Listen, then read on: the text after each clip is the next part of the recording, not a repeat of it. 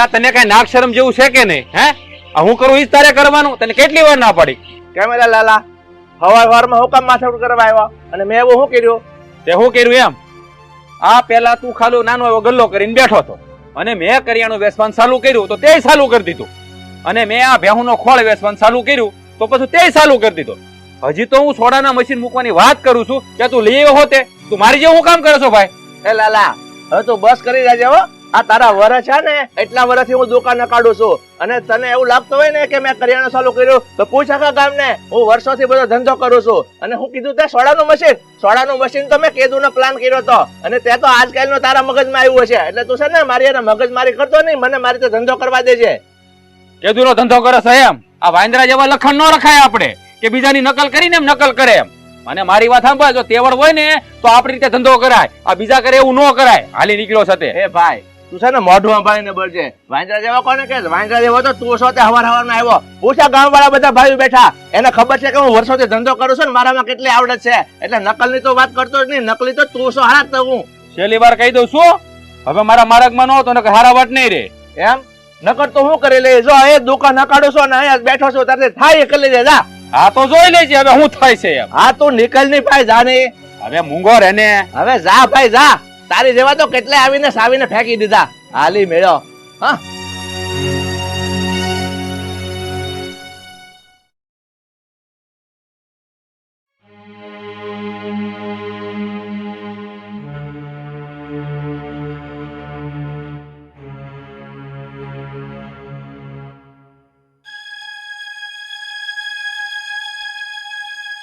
બટા પાણી લાવજે તો તાર બાપા હાટુ. એ આ બા.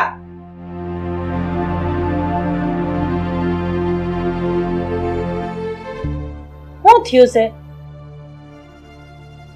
વાત તો કરો. આજે હું છું ને એ તો બસ તું પૂછે જ માં.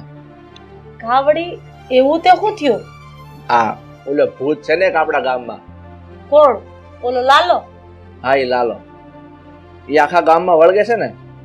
આજ આપણી દુકાને આવ્યો હતો અને મને ધમકી આપી ગયો. હા તે શું કેતો તો? એ દુકાને આવી એ એવું કહે છે કે હું જે મારી દુકાનમાં કરું છું ને, જે આયોજન કરું છે, સોડાનું મશીન લાવું છું કે કાંઈ પણ નવું કરું છું, એ તું મારી પહેલા કરી નાખશો. પણ એ તો આપણી મરજી કહેવાય ને. આપણી દુકાનમાં આપણે હું વેચવું હું ન વેચવું એનો નિર્ણય ઈ થોડો લે. હા હવે જો લાલ્યો આપણી દુકાને પાછો આવ્યો ને તો હેમખેમ પાછો નહીં જાય. એ તો વાત નક્કી છે.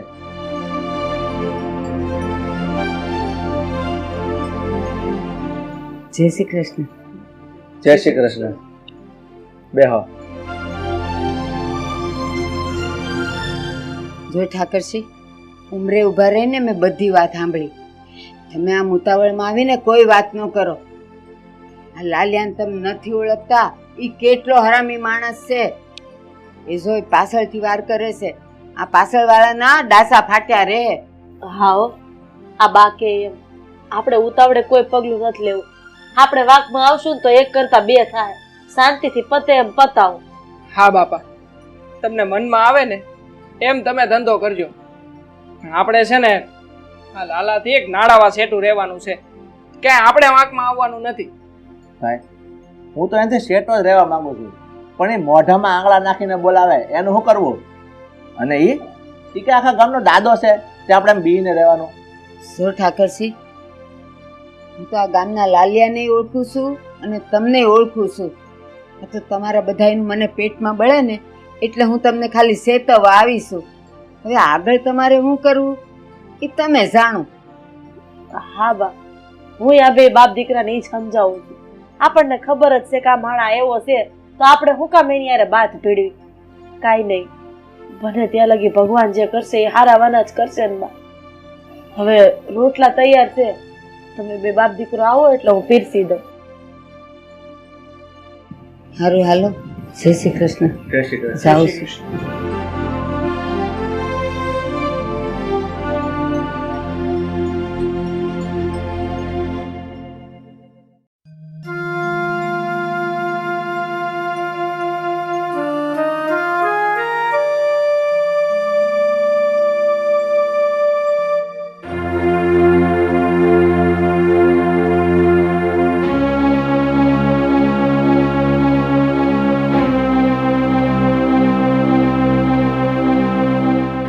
એ નકટીની ખબર નથી પડતી આ ધણી ઘેર આવી ગયો છે હાલવા પડી અહીંથી તે અને તને કેટલી વાર ના પડી કે ખાટલે બે લેશન નહીં કરવાનું જાવ બી થામ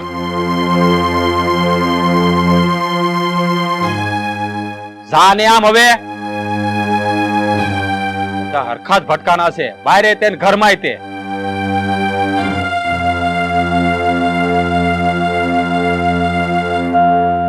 શું થયું છે હા આટલા બધા ખારા થાવ દુકાને કઈ માથાકૂટ થઈ મુકાબલો ઓલો ઠાકરસી મને પોગી નથી વળતો એટલે હારો આડોડાય કરે છે પણ મેં એને કહી દીધું છે કે મારા રસ્તામાં આડો નહીં આવતો નકર આ રણસિંગો ઉડશે ને તો કા મરશે અને કા મારશે હું એક વાત કહું હવે ભાઈને મોઢામાંથી તો પૂછે છે મારા બાપુએ તમને કેટલી વાર સલાહ દીધી કે તમે બાજુના ગામમાં દુકાન કરી લ્યો ત્યાં દુકાનું નથી ને એટલે વકરો બહુ સારો થાય પણ તમે માનતા જ નથી જો આપણે બાજુના ગામમાં દુકાન કરી લઈને તો રોજની માથાકૂટ વહી જાય નો કોઈ આરે મુકાબલા કરવા પડે કે નો રોજની બેજામારી થાય પણ તમે તો માનતા જ નથી ને એ બાપા વાળી આ તારો અને તારા બાપાની સલાહ છે ને તારી પાસે રાખ મારે શું કરવું ને એ તમારે કહેવાની જરૂર નથી તારું કહેવાનું એમ થાય છે કે ઓલા ઠાકરસી સામે હું હાથ જોડી અને આ ગામ છોડીને વિયો જાવ એમ એનાથી બી જાવ એમ ના ના મારો કહેવાનો મતલબ એવો નથી હું તો ખાલી એમ કહેવા માંગુ છું કે આ તારું વનાન છે ને તારી પાસે રાખ તારે મને કહેવાની જરૂર નથી સમજાને નકર ઠાકરસી પહેલા તને વધારી નાખી જામ તારું કામ કરી જા આમ જાને ગરબુ સીધું રાખીને બધા સલાહ દેવા વાળા જ ભેગા છે અડધા અહીંયા અને અડધા ગામમાં ઠાકરસિંહને તો છે ને પાઠ ભણાવવો જ પડશે હારો હારો નાનો બહુ માથે સડી ગયો છે